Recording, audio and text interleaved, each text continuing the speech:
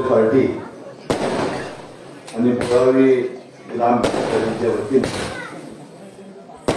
आपल्या गावातील विविध कामांचं लोकार्पण आणि परवा विधानसभेच्या निवडणुकीत 6व्यांदा मी निवडून आल्यापासून 9 वेळा माझी मंत्रिपद आपण माझा आणि माझा जो जाहीर सत्कार केला त्या मला उपस्थित आपल्या तालुक्याचे लोकप्रिय माझे आमदार माझे ज्येष्ठ मित्र संजय गाडगे, या विभागाचे आमचे ज्येष्ठ सहकारी शशिकांत खोत, शिवाजीराव घोरपडे, ज्योतिबा मुसळे, मुरगुडचे भैयासाहेब पाटील, या ठिकाणी उपस्थित आपल्या गावचे सरपंच माने वहिनी, त्याचे पती सागर माने, डेप्युटी सरपंच आनंदा पाटील, रामदास पसारे, निधी भास्कर, दीपक पाटील, युवा संघटनेचे अध्यक्ष भैरवनाथ खांडेकर, एम.बी. पाटील, पिंटू साळोखे, पुरुषोत्तम साळोखे, बबन भास्कर, मारुतराव तोरसे, नारायण पाटील, रघु साळोखे, शिवाजीराव शिवकर, धनाजीराव कोरसकर, सुभाष गडकरी, विनायकराव तोरसे, दत्तात्रय पोटळे, मारुती सुतार, बाळू पवार, मोरी गुरुजी, दादा डेंगे, संदीप पाटील, एम.बी. पाटील, विलास पाटील, बाबुराव भोसले, पुरुषोत्तम साळुखे. त्या काय झाले, ज्याला मी नावं लिहायला सांगितली होती त्याने काय ते सिनियरिटी लिहिलेली आहे, थोडं पुढं मागं झालेले.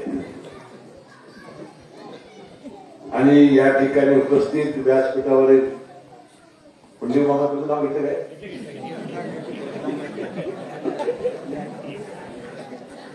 सर्व प्रमुख मंडळी आणि आज मुद्दाम उपस्थित असलेल्या आपल्या गावच्या शांतामावशी पाटील, सर्व पत्रकार बंधू भगिनी आणि मित्रांनो, आज आपल्या गावामध्ये एक दुःखद घटना घडली ज्याचा उल्लेख संजय बाबांनी केला. गेल्या वर्षी सकाराम पांगम यांचं दुर्दैवी निधन झालं आणि आज कार्यक्रम करायचा की नाही या द्विधा स्थितीमध्ये कार्यकर्ते सापडलेले होते. परंतु त्यांनी ठरवलं की मिरवणूक आणि मोठे आर्टिस्ट एकच गोष्ट माझी आहे, दीपा पाटील या रस्ता द्यावा, गावात चांगला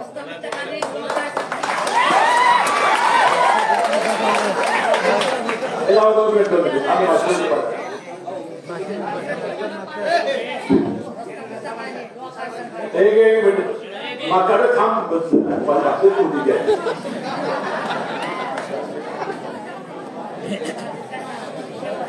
त्यांच्या स्मृतीला मी वंदन करतो.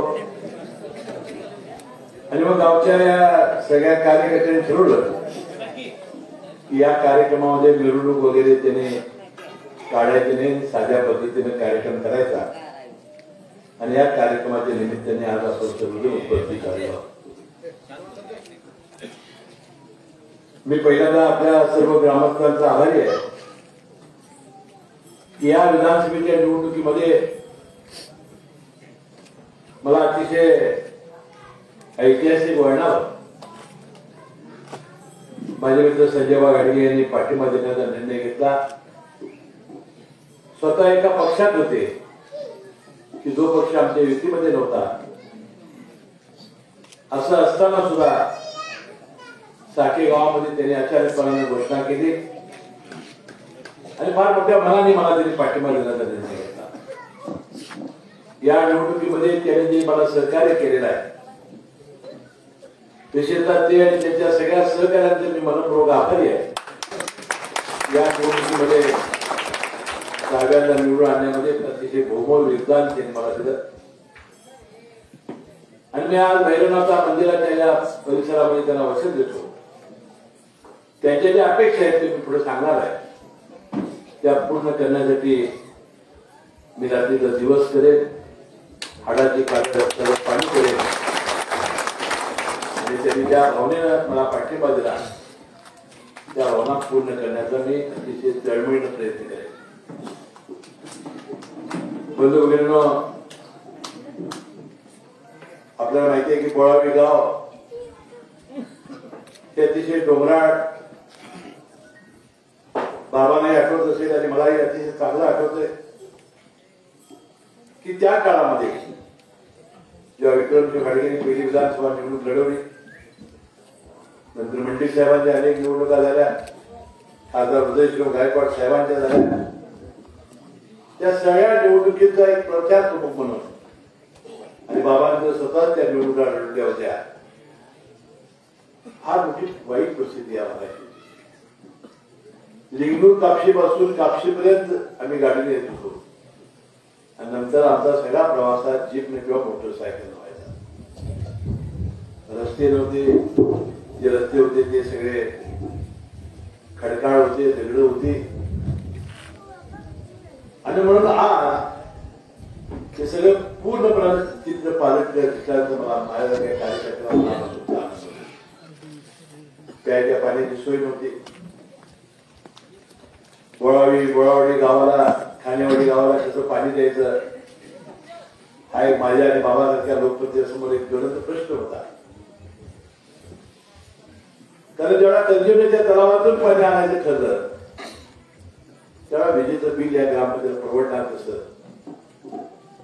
1-2 टप्प्यामध्ये पाणी आणावं लागलं, विजेचं बिल फार मोठं होईल आणि या डोंगराळ भागातील ग्रामपंचायत परवडणार कसं एक मोठा प्रश्नचिन्ह आपल्यासमोर होता. आणि मग आपण या विभागामध्ये रस्त्याचं जाळं निर्माण केलं, पिण्याच्या पाण्याची सोय करण्याचा प्रयत्न आपण केला.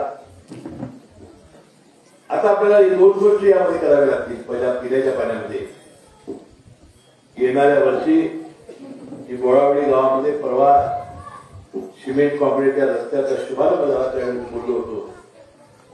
येणाऱ्या या कार्यकालामध्ये या दोन्ही गावांच्या ठाणेवाडीसह 3 गावांमध्ये आपल्याला सोलरवर पाण्याची योजना आणावी लागेल. एकही पैसा ग्रामपंचायतीला द्यावा लागणार नाही अशी व्यवस्था मी याच वर्षी करण्याचा प्रयत्न करतो. आता रायताराला प्रश्न शेतीच्या पाण्याचा जो उल्लेख बाबांनी केला आणि मला वाटते जगदाळे वहिनीने केला. आपल्याला कधी आठवत असेल की माझ्या सहसेनापती संताजी घोषवणे कारखान्याच्या वतीनं आपण सगळा याचा सर्वे केला. चिमगाव पासून वेदंगा नदीतून पाणी उपसायचं, ते ठाणेवाडी, बोळावीवाडी, बेलेवाडी, मासापर्यंत ते न्यायचं. असे 3-4 आम्ही पॅकेजेस केलेले होते. कारखान्यांना प्राथमिक खर्च करायचा, डाऊन पेमेंट 10% जे बँकेत आहे ते भरायची, ही व्यवस्था आम्ही केली. परंतु गावागावात गटतट असल्यामुळे जमिनी तारण देणं, जमीन तारण देण्याचा ज्याचा उल्लेख बाबांनी केला ती 4-5 गावं बाबांच्या प्रभुत्वाखाली होती, त्यामुळे शेतकऱ्यांनी जमिनी दिल्या. परंतु या ठिकाणी शक्य नव्हतं. आम्ही ती प्रश्न आणि जो प्रपोजल आहे त्याचं पेंडिंग ठेवलं. परंतु आता मला सांगायला आनंद होतोय की आता एक फार मोठं तंत्र या देशाला अवगत झालेलं आहे. सूर्य नावाचा खजिना आपल्या देशाला सापडलेला आहे. कारण सोलर, यापूर्वी सोलरची निर्मिती झाली परंतु ती फार यशस्वी झाली होती. त्याला बॅटऱ्या होत्या, त्याला मेंटेनन्स होता, त्याला केमिकल घ्यायला लागायचं होतं आणि नवीन टेक्नॉलॉजी निघाली की चांगले पॅनेल निघाले, इन्व्हर्टरचा शोध लागला, बॅटऱ्या गेल्या, ते एमएससीबीच्या कुठल्याही उपकेंद्राला जोडण्याची सोय निर्माण झाली. आणि बंधूंनो, आता महाराष्ट्र राज्य पहिलं राज्य आहे या एप्रिल पासून आम्ही हे जे विजेचं नियंत्रण करणारी जी कंपनी आहे ती MERC ला आम्ही प्रस्ताव दिलेला आहे की या वर्षीपासून विजेचं बिल आम्ही टप्प्याटप्प्याने कमी करणार. हे शक्य कसं झालं? जेवढ्या गायला नव्हत्या जमिनी त्या शासनाने उपकेंद्राच्या घेतल्या ताब्यात, तिथं फार मोठी राज्यामध्ये सोलरची निर्मिती केली आणि आज या विजेचा वापर इतका मोठ्या प्रमाणात सुरू झाला की आता दिवसा 8 तास शेतकऱ्यांना मोफत वीज देण्याचा प्रस्ताव आता आम्ही ठेवलेला आहे। आज तरी 7:30 पर्यंत आपण मोफत वीज देतोय आणि म्हणून मी आम्हाला शब्द दिला होता त्याची अंमलबजावणी सुरू केली। मी राज्याचे उपमुख्यमंत्री आणि मुख्यमंत्री देवेंद्र फडणवीस साहेबांनी अजितदादा पवार यांना पत्र दिलं आणि बैठक आयोजित करण्यासाठी विनंती केलेली आहे की ज्या ज्या धरणामध्ये पाणी अधिकच आहे, जे खोरं म्हणजे 2 खोरे असतात, एक तुटीचं खोरं आणि एक अधिकचं खोरं। आपल्या धरणामध्ये काळामवाडी धरणामध्ये दरवर्षी 5-7 टीएमसी पाणी शिल्लक जाते। आता यावर्षी गर्दी जास्त लागल्यामुळे थोडंसं पाणी कमी करतायत। अशा 5-7 टीएमसी पाण्याचा उपयोग या कार्यक्षेत्रामध्ये आहे। विशेषतः त्या पांढऱ्या पट्टीत जरी असली तर आता सोलरची वीज निर्माण झालेली आहे। सरकारनं स्वतःच्या खर्चानं या गावामध्ये पाणी पुरवठा योजना काढून द्याव्यात अशी मागणी मी करणार आहे आणि मला विश्वास आहे की काही दिवसामध्ये ही माझी योजना फलद्रूप होईल आणि काही वर्षांमध्ये आमच्या विधानसभा मतदारसंघामध्ये आपली 3-4 गावं असतील, हळदी बिलिंगरे गाव असेल किंवा हसूर बुद्रुक हसूर कुंडला नागरवाडी झालेला आहे, त्यानंतर पिराची वाडी गाव तिथं सुद्धा दुर्गणीचं पाणी आपल्याला आणता येईल। अशा अनेक चांगल्या योजना आपण निश्चितपणे करू एवढा विश्वास भैरवनाथाच्या मंदिरासमोर मी तुम्हाला देतो। आपल्या गावातील सर्व विकासाची कामं करण्याचा प्रयत्न आपण केला। 11,60,00,000 रुपयाचा आपण लोकार्पण करतोय। यासाठी काही कामं रामदासने आणि अनेक कार्यकर्त्यांनी अजेंडा आम्हाला दिलेला आहे। सगळ्यात मोठं काम आपल्याला आहे की 100 वर्ष आपल्या प्राथमिक शाळेला होत आहे, त्याला काही दुरुस्तीला मी पैसे दिलेले आहेत, तर त्याची चांगलं सुशोभित करावं, रंगरंगोटी करावं, कमान करावी अशी शाळा व्यवस्थापन समितीनं मला विनंती केलेली आहे। एक पाण्याचा रस्ता आहे, त्या पाण्याच्या रस्त्याचं मी काय नाव आता घेत नाही, मावशी एकदम माझ्या अंगावर येईल, तर त्याबद्दल सुद्धा मावशीला विश्वासात घेऊन आपण निश्चितपणे ती मार्गी लावू।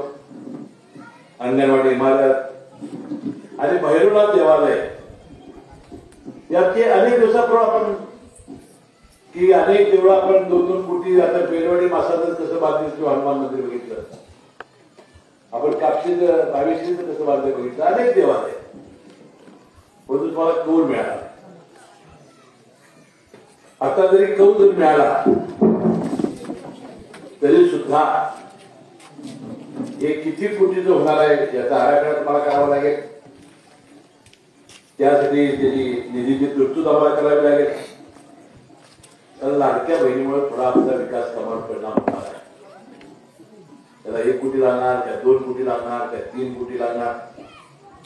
कौल मिळाल्यानंतर सगळे गावकरी एकत्र बसा, मी चांगला आर्किटेक्ट तुम्हाला देतो, अनेक देवालय या जिल्ह्यातील परिसरातील बघून या, मरमामा तुम्हाला तुमच्या नेतृत्वाखाली, आणि मग आपण त्या देवालयाला सुद्धा निधी कमी पडू देणार नाही असं वचन मी या भैरवनाथाच्या मंदिरात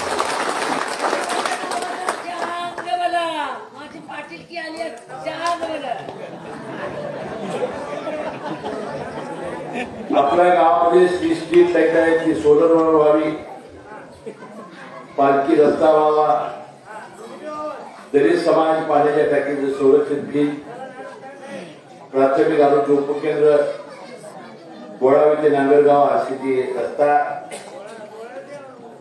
या सगळी कामं आपण सांगितले। मी विश्वास देऊ इच्छितो की काही एका वर्षात त्या होणार नाही, परंतु एक 2-3 वर्षामध्ये टप्प्याटप्प्यानं नियोजन करून ही सगळी कामं मी मार्गी लावल्याच्या राहणार नाही याचा विश्वास मी आम्ही केली. बंधू भगिनींनो, आता आपल्या विधानसभा मतदारसंघामध्ये राज्यामध्ये देवेंद्र फडणवीस साहेब मुख्यमंत्री यांच्या नेतृत्वाखाली आपण सगळे रस्ते राज्यातले प्रमुख जे आहेत ते कॉन्क्रिटीकरण करायचे. कारण डांबरीकरण रस्ते 5 वर्षांनी खराब होतात. पिण्याच्या पाण्याच्या पाईप, शेतीच्या पाण्याच्या पाईप यासाठी रस्ते उचलले जातात आणि डांबरी रस्ता आणि पाणी यांचं वैर आहे आणि ते रस्ते खराब होऊन सातत्याने निधी गोळा करणं आणि आणणं ही फार मोठी अवघड गोष्ट आहे. आणि म्हणून सिमेंट कॉन्क्रीटचे रस्ते जर केले तर जिथं रहदारी जात आहे तिथे 20-25 वर्ष काय होत नाही. तुमच्याकडे तर रहदारी कमी आहे त्याला सुद्धा 30-40 वर्ष काय होणार नाही अशा पद्धतीची योजना सरकारनं जागतिक बँक, एशियन डेव्हलपमेंट बँक आणि अनेक बँकेच्या सहकार्यानं अनेक योजनेमधून आणण्याचं ठरवलं. मला विशेषतः आनंद आहे की या 2 वर्षामध्ये 1000 कोटीच्या वरचा निधी मी आणला फक्त या सिमेंट कॉन्क्रीट रस्त्यासाठी. बाकीचं काही सांगत नाही. 7000 कोटी पुस्तक दिले तुम्हाला मला. त्यामध्ये संकेश्वर, गडिंग्लज, आग्रा, आंबोली यामध्ये जवळजवळ 60 किलोमीटरची लांबी माझ्या मतदारसंघात नाही त्याला 300 कोटी रुपये. येळगूर पासून काळभैरी देवालय गडिंग्लज पर्यंत याचा उल्लेख मगाशी कार्यक्रम आपला आढावा केला. तो रस्ता 445 कोटीचा 71 किलोमीटरचा. नंतर आपण मुख्यमंत्री सडक योजनेमधून बेलेवाडी, उपळगी, उत्तूर, मम्मीवाडी, गडिंग्लज यासाठी 185 कोटी. नंतर मुख्यमंत्री सडक योजनेमधून आपला जे रस्ते आहेत 7 त्याला जवळजवळ 51 कोटी. त्यामध्ये तुमचं गाव आहे. आणि परत लिंगूर, मुरगुड, मुलाड त्यासाठी 113 कोटी हा रस्ता पूर्ण झालेला. असे 1033 कोटीचा निधी गेल्या 2 वर्षामध्ये आला. आणि निवडणुकीमध्ये मी तुम्हाला पुस्तक दिलेलं होतं की मला जे संधी मिळाली होती ग्रामविकास मंत्री म्हणून त्याद्वारे ज्याचा उल्लेख मला श्रीकांत पोतांनी केला. रस्त्यासाठी प्रचंड निधी आणला आणि प्रत्येक गावात मी सांगितलं अभिमानाने की जिल्हा परिषद आणि सार्वजनिक बांधकाम खात्याची रस्त्याची सूची असते त्याची 1 इंची लांबी मी डांबरीकरणाशिवाय सुरू केली. 750 देवालयांचा जीर्णोद्धार आपण करण्यामध्ये बाकी आपल्याला आपलं प्राथमिक शाळा, माध्यमिक शाळा, अंगणवाडी, आरोग्याच्या सुविधा, माध्यमिक प्राथमिक शाळा या सगळ्यासाठी प्रचंड निधी आपण आणला. बंधूंनो, एवढा निधी जरी आणला तरी गोरगरिबांची सामान्य माणसाच्या ज्या अपेक्षा असतात त्या पूर्ण झाल्याशिवाय त्याचं समाधान होतं. रस्ता केला, रस्त्यावरून गाव जाते मी जातोय. पाण्याची योजना केली, पाणी गाव पिते मी पितोय. माझ्यासाठी आमदारांना काय केलं हा प्रश्न जेव्हा उपस्थित होतो त्यावेळा अधिक जबाबदारी वाटते. गोरगरिबांच्या अपेक्षा असतात की आपल्या जीवनामध्ये चांगले दिवस यावेत. माझी मुलं शिकून बेकार आहे त्यांच्या हाताला काम लावावं, माझी परिस्थिती सुधारावी. आणि यासाठी गेली अनेक वर्ष मला चांगली भैरवनाथाच्या कृपेने संधी मिळाली. 21 वर्ष या राज्याच्या मंत्रिमंडळात काम करण्याची संधी मिळाली. 2030 वर्ष आमदार म्हणून मला होती. म्हणून या सगळ्या कार्यकाळामध्ये जी खाती माझ्याकडे आली त्याचा उल्लेख या राष्ट्रवादी केला, त्याचा धावता आढावा मी घेणार आहे की संजय गांधी निराधार योजनेचं खातं पहिलं माझ्याकडे आलं त्याचा उल्लेख श्रीकांत पोतांनी केला. जी विधवा भगिनी आहे त्याला पेन्शनचा कायदा राज्यामध्ये आपण आणला. जी प्रत्येक त्या भगिनी होती नवऱ्याने सोडलेली पहिल्या योजनेत ती सोडली कोर्टात आणायची होती तो कायदा बदलून आपण गावाच्या कुठल्याही प्रमुख माणसाला घेऊन दिलं की अमुक भगिनी प्रत्येक त्या नवऱ्याने सोडलेली आहे तिला पेन्शनचा कायदा आपण राज्यात आणला. 65 वर्षाची आई वडील तिला मुलं बघत नाही, सुना पोटाला घालत नाही, औषधाला पैसे मिळत नाहीत. म्हणून महाराष्ट्राच्या देशाचं पहिलं राज्य होतं की 65 वर्षाच्या वरच्या आई आणि वडिलांना एकत्र देणारी पेन्शन योजना या राज्यात आणली. त्याचं नाव शाहूंबा ठेवलं. जातीवर माझं नाव शाहूंबा ठेवलं. दिव्यांग लोक जन्मापासून डोळे नाहीत, हात नाहीत, पाय नाहीत, स्मृतीमध्ये मुलं जन्मत आहेत आणि आयुष्यभर आई वडील त्याचं वजन वाहत आहेत. 80% सिव्हिल सर्जनच्या अपंगाच्या दाखल्याची अट आपण मध्ये त्यांची आई चक्कर आणली आणि त्याला एक पेन्शन सुरू केली. म्हणून या खात्याचा मंत्री होतो त्यावेळा 60 रुपये पहिल्यांदा पेन्शन होती. मी 250 रुपये केली, नंतर 600 केली. देवेंद्र फडणवीस साहेब 14 ते 21 मुख्यमंत्री झाले, त्यांनी 1000 रुपये केली. आणि पुन्हा भाग्य बघा, भैरवनाथाची कृपा बघा. 2 जुलै 2023 ला राज्याचे उपमुख्यमंत्री अजितदादा पवार यांच्या नेतृत्वाखाली राजकीय भूमिका बदलली. आम्ही युती सरकारमध्ये सामील झालो. एक खाते मी मागून घेतलं आणि 15 जुलै 2023 ला 1500 रुपये पेन्शन देणारा कायदा काढण्याचे भाग्य मला. आता याच्यामध्ये त्रुटी आहेत. त्या त्रुटी मला दूर कराव्या लागतील. हे खाता आज माझ्याकडे नाही, ते आपले जिरवळ साहेब यांच्याकडे खाता आहे, राष्ट्रवादीकडेच आहे. 1500 रुपये पेन्शन 2000 रुपये आपल्याला करायचे आहे. उत्पन्नाची मर्यादा 21,000 वरून 50,000 रुपये करायची आहे आणि 65 वर्ष वय हे 60 वर्षाला नाही. मी यासाठी अतिशय प्रामाणिकपणे काम करेन असा विश्वास तुम्हाला या कार्यक्रमाच्या प्रसिद्धी दुसरं खातं मिळालं विधी न्याय खातं, त्याचा उल्लेख मला शशिकांत खोताने आणि अनेक कार्यकर्त्यांनी केला. या राज्यामध्ये असलेल्या पब्लिक ट्रस्ट या ठिकाणी नोंदणी झालेल्या दवाखाने 10% मोफत उपचार करण्याची कायद्याने आवश्यकता होती. या सगळ्या दवाखान्यांना हजारो कोटी सवलती राज्य सरकारने दिल्या होत्या. त्यांना कुठलाही टॅक्स सरकारनं आखलेलं नाही. हे सगळे दवाखाने मोठ्या मोठ्या शहरामध्ये होते. म्हणून या खात्याचा मंत्री म्हणून मी बघितलं तर शेकडो कोटीच्या सवलती हे दवाखाने घेता येत तरी गरिबांच्या मोफत उपचार करत नाही. काल आपण एक पुण्याच्या मंगेशकर हॉस्पिटलमध्ये गोष्ट बघितला असेल. एका गरोदर बाईला तरी टाकट ठेवलं आणि त्याचा मृत्यू झाला. 2 जुनी मुलं झाली. आता त्या 2 मुलांना करायचं म्हणून मी कायदा आणला. शेकडो कोटीच्या सवलती एक शासनाकडनं घेणार आणि गरिबांच्या जो उपचार करणार असतील तर त्यांचे उद्योगपती मुख्य मालक आहेत, मोठे डॉक्टर आहेत, त्याला 6 महिन्याची शिक्षा आणि 50 रुपये दंड करायला कायदा केला आणि गेल्या 18-20 वर्षामध्ये लाखो लोकांचे ऑपरेशन मोफत व्हायला लागले. आजही मी दर आठवड्याला 25-30 पेशंट मुंबईला घेऊन जातोय.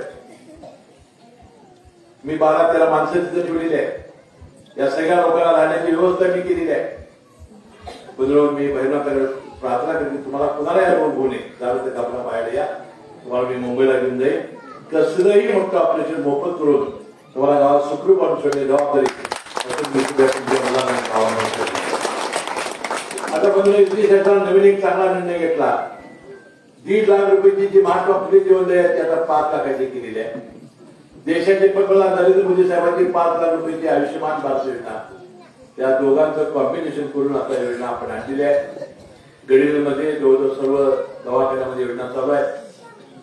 त्यानंतर कोल्हापूरच्या सगळ्या दवाखान्यामध्ये योजना चालू आहे. आता हृदयविकार आणि साध्या मोठ्या छोट्या आता ऑपरेशनसाठी तुम्हाला मुंबईला येण्याची आवश्यकता नाही. त्या सगळ्या दवाखान्यामध्ये आम्ही तिथे अंमलबजावणी करून दिली. पण दुसरं खातं माझ्याकडे आलं ते कामगार. यामध्ये अनेक चांगले निर्णय घेण्याचा प्रयत्न केला. पण सगळ्यात भाग्यवान निर्णय घेणारा निर्णय केला बांधकाम कामगार कल्याण मंडळ स्थापन करण्यात. राज्य सरकारच्या तिजोरीला मी एक पैसा हात लावला नाही. 10 लाख रुपयाच्या वरचं खाजगी सरकारी बांधकाम, रस्ते असतील, कालवा असतील, धरणे असतील, मेट्रो असेल, रेल्वे असेल, त्याला 1% त्या कॉन्ट्रॅक्टरनं सेस भरायचा अशी कायद्याने सक्ती केली. या खात्याचा मी मंत्री होतो तेव्हा 6,000 कोटी रुपये जमलेले होते. आज 15,000 कोटी रुपये जमलेले आहेत. सर्वोच्च न्यायालयाच्या निर्णयाप्रमाणे ते पैसे नॅशनल बँकेत ठेवायचे. 66% व्याज मिळते. 15,000 कोटीचं 66% होणार व्याज. त्याचे कामं प्रचंड सुरू आहेत. ते 200-300 कोटी रुपये महिन्याला शेष गोळा होते आणि या सगळ्या पैशामधून आपण या बांधकाम कामगारांच्या जीवनाचं पोट कल्याण करणाऱ्या योजना आणल्या. 21 बांधकाम कामगारांचा समावेश यामध्ये केला. 21 कामांचा त्यामध्ये कामगारांना आपण सगळ्यांना नोंदीत केलं आणि या बांधकाम कामगार नोंदीत झाल्याबरोबर आम्ही 2 पेट्या दिल्या होत्या. संरक्षित असल्या होत्या. वाटतं तुझ्या गावात दिल्या असतील. त्याच्यामध्ये चोरी होती, मच्छरदाणी, ब्लँकेट, बॅटरी, हेल्मेट, जॅकेट, जेवणाचा डबा, पाण्याची बाटली, त्यानंतर त्याची पत्नी गरोदर एका लग्नाला 21,000 मंडळ देते. त्याची पत्नी गरोदर असेल तर नैसर्गिक बाळपणासाठी 15,000 रुपये, सिजनसाठी 20,000 मंडळी ऑनलाईन देते. मुलं झाली तर 1ली ते 7वीला 2,500 वर्षाला मुलामुलीला, 8वी ते 10वीला 5,000 रुपये मुलामुलीला वर्षाला, 11वी ते 12वीला 15,000 रुपये मुलामुलीला वर्षाला, कॉलेजला जाणार असेल तर 20,000 मुलामुलीला, MBBSला ऍडमिशन घेतली 1,60,000 वर्षाला, आणि कुठल्याही डिप्लोमाला ऍडमिशन घेतली 60,000 रुपये वर्षाला. म्हणून शिष्यवृत्ती हे सरकार देते. मी निवडणुकीच्या पूर्वी सर याची माहिती घेण्याचा प्रयत्न केला. एका वर्षभरामध्ये माझ्या विधानसभा मतदारसंघामध्ये किती शिष्यवृत्ती मला मिळाली मी आकडा ऐकून मला अतिशय आनंद झाला. 69 कोटी रुपये आपल्या निवडणुकीच्या पूर्वी त्या विद्यार्थ्यांच्या खात्यावर शिष्यवृत्ती जमा झाली. अपघाती मृत्यू झाला, दुर्दैवानंतर 5 लाख रुपये त्याच्या वारसाला, नैसर्गिकरित्या कशाने मृत्यू झाला तर 2 लाख रुपये त्याच्या वारसाला, दोन्हीमुळे मृत्यू झालेल्या त्याच्या विधवा पतीला 2,000 रुपये महिन्याला 5 वर्ष पेन्शन हे सरकार देते. म्हणून एका मुलीच्या लग्नाला 51,000 रुपये देते. घर बांधायचं असेल तर ग्रामीण भागात 2 लाख, शहरामध्ये 2.5 लाख. MSCIT, विदेशी सगळ्या शिक्षण मोफत सरकार करते. म्हणून अनेक योजना आहेत. सगळ्या सांगून मी तुम्हाला वेळ घेणार नाही. म्हणून याला वर्षभरामध्ये एकदा नूतनीकरण करण्याची वेळ आहे. हे सगळं ऑनलाईन आहे. ज्यांच्या घरात मुलं शिकलेली आहेत त्याला कामाला लावा. फाउंडेशनच्या कार्यालयाचा आमचा घ्या. याच्यामध्ये लाल बॉटेचं मला तुम्ही सांगितलं की कार्यकर्ते याच्यामध्ये काम करतायत. म्हणून यानंतर दुपारच्या जेवणाला हा बांधकाम कामगाराला सकस ताजं अन्न मिळणार नाही म्हणून आम्ही मध्याह्न भोजनाची योजना आणली होती. कॉन्ट्रॅक्टरला सेंट्रल किचन मध्ये शिजवायचं आणि साईटवर नेऊन ते वाढायचं. ते शाकाहारी होतं. ते बांधकाम कामगार जास्त खाटफूट खाणारे, त्यामुळे जेवण धायला लागलं, आंबायला लागलं, तो तेच वाढायचा, सरकारची बदनामी लागली म्हणून आम्ही सुरू केलं. 10,000 रुपये किमतीचं प्युअर स्टेनलेस स्टीलच्या 52 भांड्याचा सेट लग्नाला विकत देतात सुरू केलं. आणि फार प्रचंड प्रमाणात या योजना आपण राबवण्याचा प्रयत्न आपल्या विधानसभा मतदारसंघामध्ये केला. म्हणून आता वैद्यकीय शिक्षण खातं माझ्याकडे आलं. बाबा बोलायला विसरले. म्हणून जे काम राज्य स्थापन झालं नाही 5 वर्षात तेवढं 15 महिन्यात मी केलेलं आहे. अनेक कॉलेजेस काढले, आपल्या मतदारसंघामध्ये काढण्याचा प्रयत्न केला. CPR हॉस्पिटल कोल्हापूरचं जे मोठं हॉस्पिटल त्याला 88 कोटी रुपये दिले. त्याची पूर्णपणानं जीर्णोद्धार करण्याचं काम सुरू आहे. मला वाटतं दिवाळीनंतर कुठे गेला तर हेच काही CPR हॉस्पिटल असा प्रश्न पडावा. दूधगंगा, वेदगंगा ज्या इमारती आहेत त्या पूर्णपणानं नवीन आणि करण्याचं काम चालू आहे. नवीन ऑपरेशन थिएटर केलेले आहेत, नवीन सुविधा आणलेल्या आहेत. त्याशिवाय जवळजवळ 30 हेक्टरवर शेता पार्क या ठिकाणी आपल्या विद्यार्थ्यांच्या MBBS आणि MS आणि MD चे विद्यार्थी शिकतायत. जर कधी तर शेता पार्कला जाण्याची संधी मिळाली तर खरोखर ते हॉकी स्टेडियमच्या समोर आहे कोल्हापूरला, तर जाऊन या. एखादा मंत्री तळमळीनं आणि जर ध्येय वेळाला पछाडून काम करायला किती मोठं काम करू शकतो ते तुम्हाला दिसून येईल. 15 महिन्यात लेडीज हॉस्टेल मी पूर्ण केलं, जेंट्सचे म्हणजे विद्यार्थ्यांचे हॉस्टेल पूर्ण केले, त्याचं ऑडिटोरियम, त्याचं सभागृह, त्याला शिकण्यासाठी ज्या ज्या सुविधा आहेत ते सगळं पूर्ण केलं. आणि 1100 बेडचं आपण हॉस्पिटलचं काम अजितदादा पवारांच्या हस्ते आपण निवडणुकीपूर्वी सुरू केलं. हे 2 वर्षात पूर्ण होईल. मला विश्वास आहे की हा जर हॉस्पिटल पूर्ण झालं तर कुठल्याही कोल्हापूर जिल्ह्याच्या माणसाला मुंबईला किंवा कुठे जायचा येणार नाही अशी व्यवस्था मी केल्यावर राहणार नाही. आणि त्याचं राज्य मी करतोय. तर राज्याचा वैद्यकीय शिक्षण खात्याचा मंत्री म्हणून उर्दूला आपण योगा, देशाचं पहिलं योगाचं निसर्गोपचार कॉलेज आणलेलं आहे. कागल सांगाच्या माळावर आपण आयुर्वेद कॉलेज आणलेलं आहे. पिंपळगावला आपण होमिओपॅथीचं कॉलेज आणलेलं आहे. ती कामं सुरू झालेली आहेत. म्हणून या 2 वर्षात एक मेडिकल हब कोल्हापूर जिल्हा होईल अशा प्रकारचं काम आपण करण्याचा प्रयत्न या ठिकाणी करतो. बंधू भगिनींनो, ज्याचा उल्लेख मगाशी अनेकांनी केला की अनेक वर्ष आपले संपर्क ठेवणं, सकाळी 5:30-6 ला आपल्या कामाला सुरुवात करणं, येणाऱ्या प्रत्येक माणसाच्या समस्या आहेत. वाटतं शांतावंशी 100 वेळा माझ्याकडे आले असेल. तिथं कोर्टात काम आहे.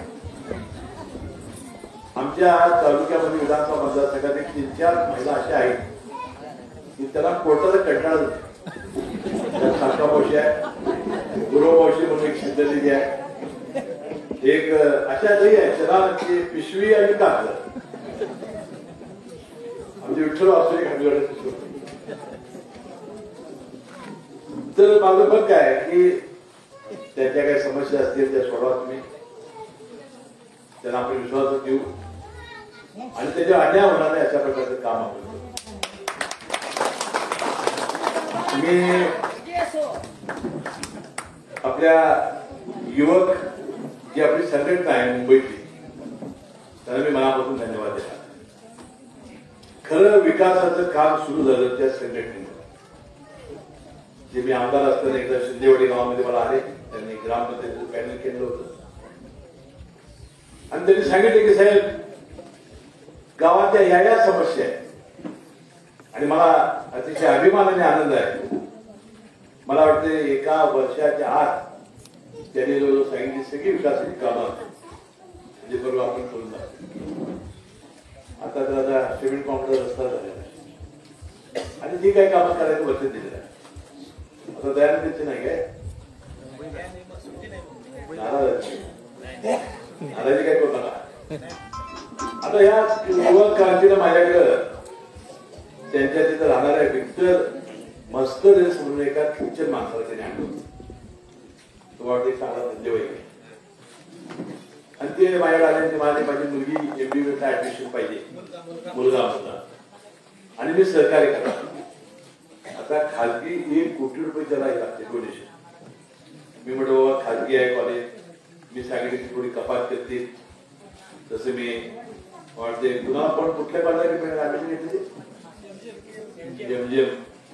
ते आपल्या कदम म्हणून नांदेडचे आहेत, त्यांचं त्या कॉलेजमध्ये त्यांना त्याला मिळालं ऍडमिशन. त्यांनी आपल्या गावात एक सहकार्य केलंय त्याबद्दल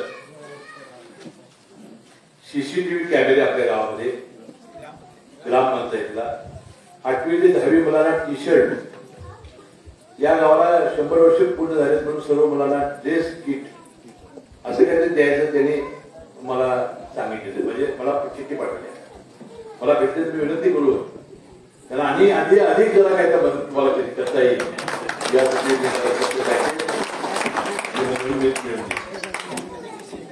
पण 2-3 दिवसापूर्वी एक 3-4 दिवसापूर्वी माझे मित्र संजय वाघाडगे यांनी आता भारतीय जनता पक्षामध्ये प्रवेश केला, त्या भावना त्यांनी व्यक्त केल्या आणि त्या भावना व्यक्त करताना त्यांनी सांगितलं की आता मला काही मिळवायचं, माझी कशाची अपेक्षा नाही, मला जरी पक्षाला पक्ष पद दिलं तरी मी ते स्वीकारणार नाही. त्याची तळमळी होती की 30 वर्ष माझ्याकडे सत्ता नाही, कार्यकर्ते टिकून आहेत.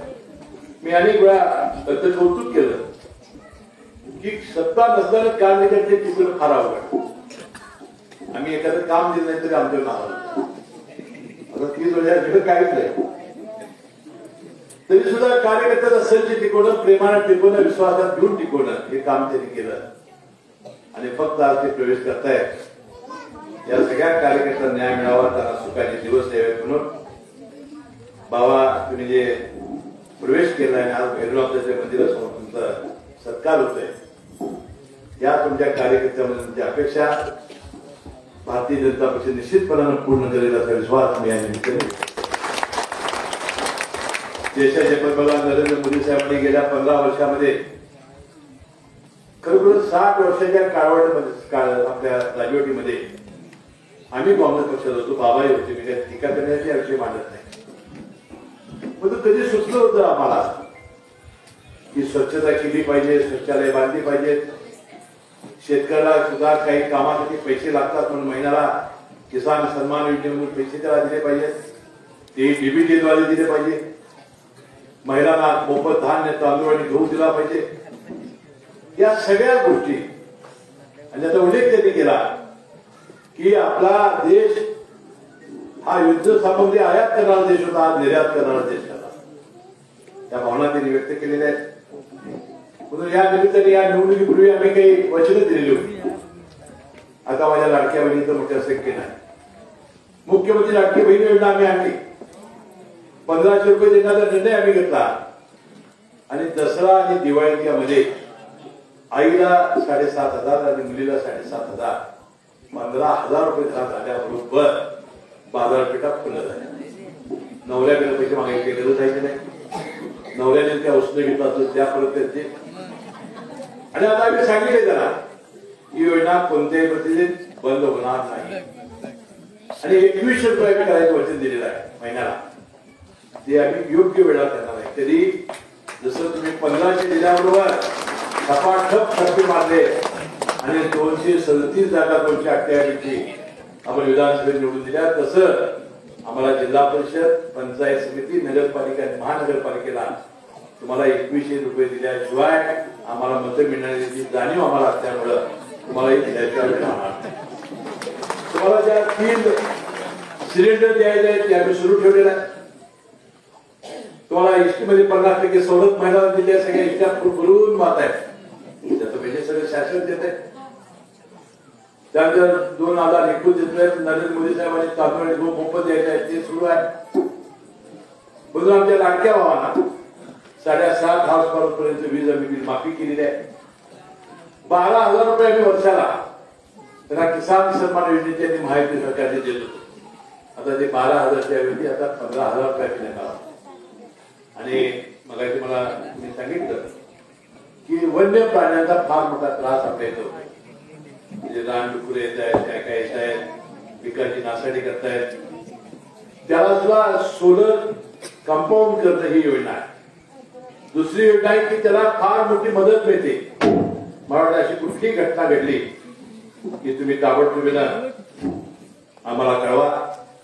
यासाठी आम्ही निश्चितपणाने बंदोबस्त वन विभागाला सांगून करू. कुणाचंही नुकसान झालं तर प्रचंड भरपाई देण्याचा प्रयत्न करू. ही घटना तुम्ही ताबडतोबीने कळवली तर आपल्याला हे काम चांगलं करता येईल. म्हणजे बंधुभगिनींनो, या योजना कुठल्याही आता बंद होणार नाही. या योजना तशा सुरू राहणार आहेत. आणि म्हणून संजय बाबांनी जो निर्णय घेतला, आज घटनास्थळाच्या मंदिरासमोर त्यांचं आम्ही सत्कार केला, त्यांना मी मनपूर्वक शुभेच्छा दिलेल्या आहेत. यापूर्वी ते एका पक्षात, मी एका पक्षात, युती नव्हती, त्यामुळे फार अडचणी आहेत. आता आम्ही एकत्र आल्यामुळं मला वाटतं आता आमच्यात काही मतभेद नाही राहिले. खालपासून वरपर्यंत आता जे क्रायटेरिया आणि जे नॉर्म हे ठरवतील नॉर्म, त्याप्रमाणे आता सगळं सध्या मिळतील कार्यकर्त्यांना आणि त्यांच्या ज्या अपेक्षा असतील त्या पूर्ण होतील. म्हणून बंधूंनो, परवा झालेल्या विधानसभेच्या अधिवेशनामध्ये मुख्यमंत्री देवेंद्र फडणवीस साहेब म्हणाले होते, महाराष्ट्र प्रगतीच्या दिशेने वाटचाल करतोय, महाराष्ट्र आता थांबणार नाही, सोबत राहू, एक जाणे घडू महाराष्ट्र पुन्हा नव्याने, समृद्धीचा वेग कुणी रोखणार नाही, महाराष्ट्र आता थांबणार नाही. उद्योग गुंतवणूक येत आहे जोमात, बेरोजगार जीव रोजगाराचे साथ, तरुणाईचे स्वप्न आता भरणार नाही, महाराष्ट्र आता थांबणार नाही. रस्ते, पूल आणि रेल्वेचे जागे, सुखदायी प्रवासाचे स्वप्नवीन जागे, गतीला आता स्थगिती मिळणार नाही, महाराष्ट्र आता थांबणार नाही.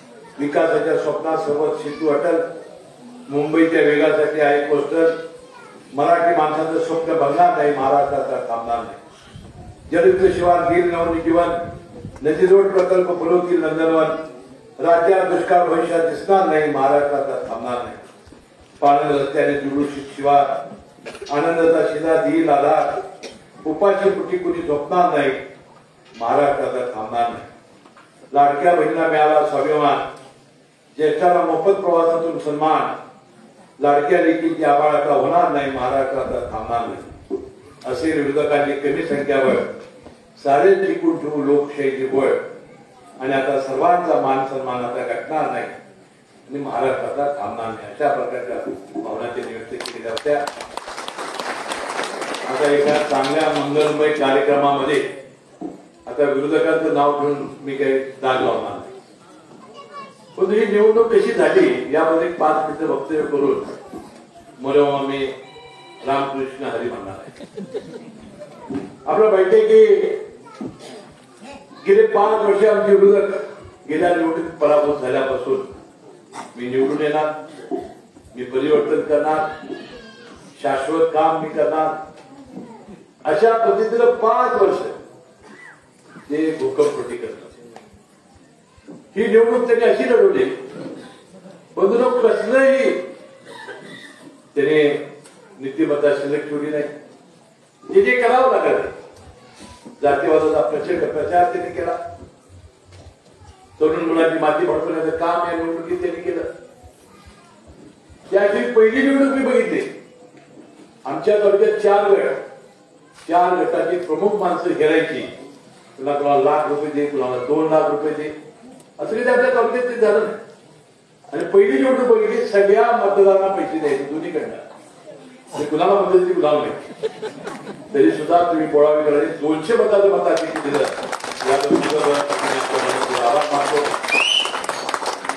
बंधुराव मला विश्वास होता. हा एक चक्रव्यूह होता. हा चक्रव्यूह संजय बाबांनी त्या सगळ्या कार्यकर्त्याच्या साथीनं आणि जो गरीब आणि सामान्य माणूस आहे, जो दीन दलित आणि पददलित आहे, ज्यांच्यावर आम्ही उपचार केले, ज्यांना आम्ही आधार दिला, ज्यांचं काम केलं, ते सगळ्या माणसाने हा चक्रव्यूह त्याचं फार मोठ्या युक्तीनं काम केलं आणि मला 6व्यांदा विधानसभेला आमदार पाठवलं. मी ज्या वचन दिलं होतं ते आताही वचन देतो. मला संधी दिली तर मी म्हणतो आता तुम्ही संधी दिलेली आहे.